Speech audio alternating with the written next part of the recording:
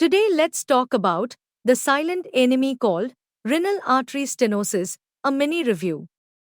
Renal artery stenosis is a vascular condition characterized by narrowing of one or both renal arteries, leading to reduced blood flow to the kidneys, activation of the renin-angiotensin-aldosterone system, and subsequent renovascular hypertension. Overactivation of the same cascade potentiates the production of angiotensin II, which induces systemic vasoconstriction, increases sodium and water retention via aldosterone, and activates the sympathetic nervous system. Angiotensin II is also implicated in endothelial dysfunction, oxidative stress, and chronic inflammation, thus impairing vascular remodeling and arterial stiffness, all of which serve to accelerate cardiovascular complications such as left ventricular hypertrophy, heart failure, and myocardial infarction. Renal artery stenosis is usually due, in at least 90% of cases, to atherosclerosis, which typically affects older people with diabetes and smoking as risk factors. There are two types of renal artery stenosis: unilateral and bilateral.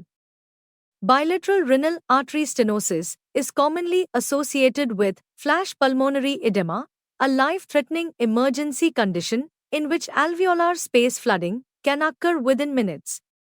Renal artery stenosis typically remains asymptomatic until the late stage with complications of hypertension, ischemic nephropathy, or chronic kidney disease. FMD tends to create structural abnormalities of the artery, whereas atherosclerosis causes plaque formation and endothelial dysfunction of the artery.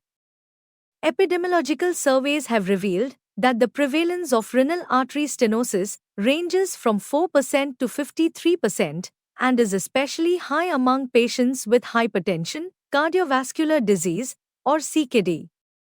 Diagnosis is based on clinical suspicion and supported by imaging studies, including Doppler ultrasound, computed tomography angiography, and magnetic resonance angiography.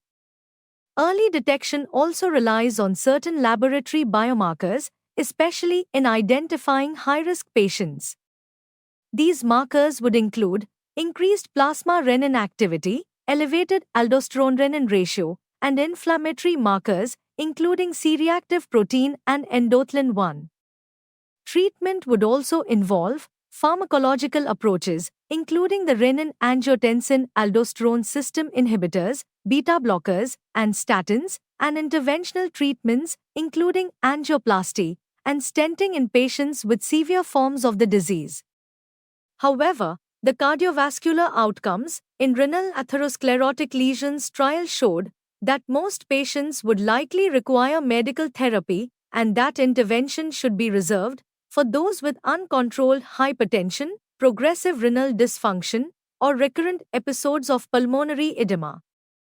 Other emerging therapies include drug-eluting balloons, bioresorbable stents, and gene editing techniques, all of which have shown great promise in the few studies that have been conducted, although further evaluation is needed.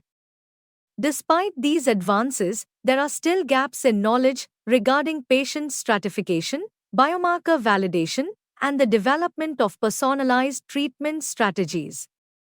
This article reviews the complexities of the renin-angiotensin-aldosterone system and its systemic impact on cardiovascular and renal health.